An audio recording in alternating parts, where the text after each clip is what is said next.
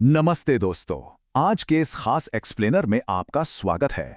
आज हम एक ऐसी जबरदस्त स्ट्रैटेजिक प्लेबुक को डिकोड करने वाले हैं जिससे एड रेवेन्यू को लिटरली कई गुना बढ़ाया जा सकता है। और सबसे कमाल की बात, इसके लिए आपको उन मैसिव ट्रैफिक स्पाइक्स की बिल्कुल जरूरत नहीं है। जी हां, कम ट्रैफिक में ज्यादा रेवेन्यू। तो चलिए सीधे पॉइंट पर आते हैं और शुरू करते हैं।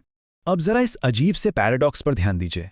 एक तरफ है एक टेक ट्यूटोरियल्स का ब्लॉग जहां 1 लाख मंथली विजिट्स पर सिर्फ $500 मिलते हैं, और दूसरी तरफ एक फिनटेक ब्लॉग जहां उतने ही विजिट्स यानी सेम 100 के ट्रैफिक पर पूरे $5000 मिल रहे हैं। मतलब ट्रैफिक का वॉल्यूम बिल्कुल बराबर है, पर रेवेन्यू में सीधा 10 गुना का फर्क। नो वे, राइट? ये फर्क सिर्फ और सिर्फ आपके चुने गए नीश यानी टॉपिक पर डिपेंड करता है। तो इस पूरे कॉन्सेप्ट को समझने के लिए हमारा आज का रोड मैप कुछ इस तरह रहेगा। पहले हम the traffic versus revenue myth को तोड़ेंगे, फिर देखेंगे व्हाई एडवर्टाइजर्स पे प्रीमियम, उसके बाद top high paying digital niches, फिर फाइंडिंग द गोल्डन गैप और आखिर में बैलेंसिंग पैशन एंड प्रॉफिट। चलिए आगे बढ़ते हैं। तो सबसे पहले बात करते हैं हमारे पहले पॉइंट की, the traffic versus revenue myth.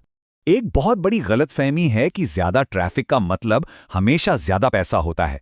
इसे क्लियर करना बहुत जरूरी है। आपको पता है गूगल का 97% रेवेन्यू कहां से आता है? ये आता है ऑनलाइन पे पर क्लिक एडवर्टाइजिंग से। ये पूरा का पूरा सिस्टम एक डिजिटल ऑक्शन की तरह काम करता है, जहां एडवर्टाइजर्स अपने एड्स दिखाने के लिए लगातार बोलियां लगाते हैं। इसीलिए ट्रैफिक कितना है, इससे ज्यादा ये मैटर करता है कि उस ट्रैफिक की एक्चुअल वैल्यू क्या है। अब आते हैं अपने दूसरे हिस्से पर, व्हाई एडवर्टाइजर्स पे प्रीमियम। आखिर एडवर्टाइजर्स इतना ज्यादा पैसा क्यों देते हैं?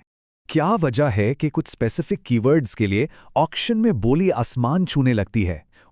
इसका कोर लॉजिक छिपा है CLV यानी कस्टमर लाइफ टाइम वैल्यू में। इसका सीधा सा मतलब यह है कि एक बिजनेस अपने एक कस्टमर से उसके पूरे लाइफ टाइम में कितना टोटल रेवेन्यू एक्सपेक्ट कर सकता है। कंपनीज हैप्पीली ज्यादा पैसे देने को तैयार रहती हैं अगर उन्हें पता हो कि ये नया कस्टमर आने वाले सालों तक उनके साथ जुड़कर पैसे खर्च करने वाला है। इसे एक प्रैक्टिकल एग्जाम्पल से समझते हैं। यहां एक इंश्योरेंस बायर और एक फोन केस बायर को कंपेयर करके देखिए।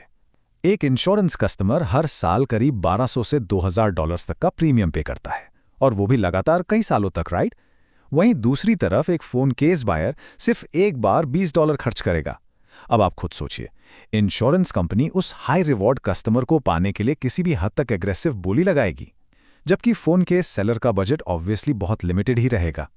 और उस अग्रेसिव बिडिंग का अल्टीमेट नतीजा देखिए, ऑलमोस्ट $55। सोर्स डेटा के मुताबिक सिर्फ एक वर्ड इंश्योरेंस के लिए एक सिंगल क्लिक की मैक्सिमम कॉस्ट $54.91 तक पहुंच सकती है। लिटरली ये मैसिव नंबर अपने आप में इस बात का सबूत है कि हाई वैल्यू कस्टमर्स को एक्वायर करने के लिए एडवर्टाइजर्स के बीच एग्जैक्टली कितनी फियर्स कंपटीशन होती है। Moving on to section 3, top high paying digital niches. चलिए देखते हैं मार्केट में एक्चुअल हैवी हिटर्स कौन है।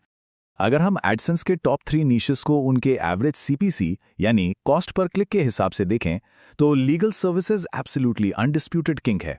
यहां एक सिंगल क्लिक के लिए $100 से $300 तक मिलते हैं। क्यों? क्योंकि एक सक्सेसफुल लीगल सेटलमेंट की value hundreds of thousands of dollars में हो सकती है। इसके ठीक बाद आते हैं इंश्योरेंस और फाइनेंस, जो अपनी हाई लाइफ टाइम वैल्यू के कारण हमेशा टॉप पर बने रहते हैं। अब अगर थोड़ा पिवट करके एफिलिएट मार्केटिंग की तरफ देखें तो एक और भी कमाल का एंगल सामने आता है। AI और SaaS टूल्स 20 से 40% तक का रिकरिंग कमीशन ऑफर करते हैं। फिनटेक की बात करें तो वहां एक कस्टमर लाने पर सीधा $50 से $150 तक का CPA यानी कॉस्ट पर एक्शन मिल जाता है। और साइबर सिक्योरिटी जैसे टूल्स तो अप टू 50% रिकरिंग इनकम देते हैं। बेसिकली आप एक बार कस्टमर लाते हैं और सब्सक्रिप्शन से सालों तक पैसे बनते रहते हैं। तो अब आते हैं सबसे टैक्टिकल हिस्से पर, section 4, finding the golden gap.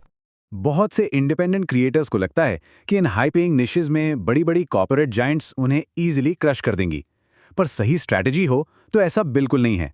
ये रहा आपका गोल्डन गैप ढूंढने का step by step process. Step 1, ऐसे कीवर्ड्स फिल्टर करें जिनका CPC $10 से ज्यादा हो। स्टेप 2, सर्च इंटेंट को केयरफुली एनालाइज करें, क्या यूजर सच में कुछ खरीदने के मूड में है। और स्टेप 3, जो सच में एक गेम चेंजर है, गूगल के टॉप 10 रिजल्ट्स चेक करें।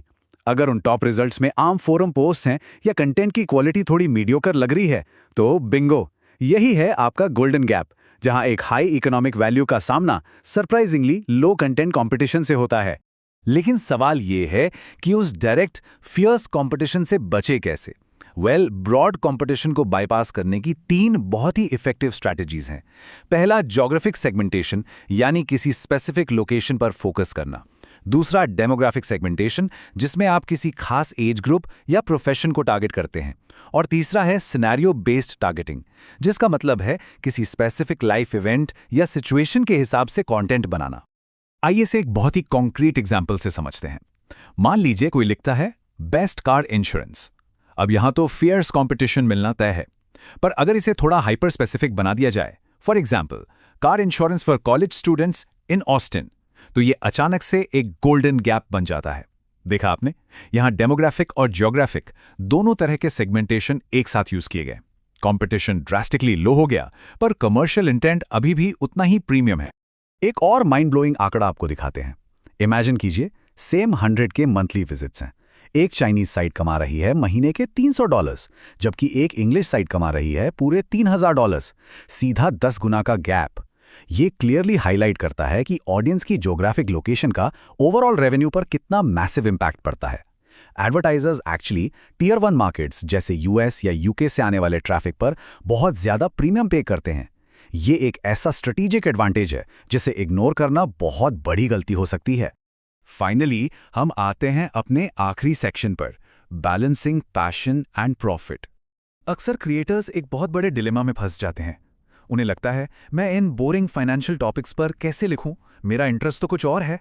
पर सच तो ये है कि लगभग किसी भी पैशन को एक हाई सीपीसी एंगल में ढाला जा सकता है। जैसे अगर आपका शौक ट्रैवल का है, तो आप ट्रैवल क्रेडिट कार्ड्स पर कंटेंट बना सकते हैं, जहां सीपीसी $10 से $30 मिलता है। अगर आपको फिटनेस पसंद है, तो हेल्थ इंश्योरेंस का टॉपिक चुन लीजिए। फोटोग्राफी का पैशन है, ब्रिलियंट, आप फोटोग्राफी इक्विपमेंट इंश्योरेंस कवर कर सकते हैं।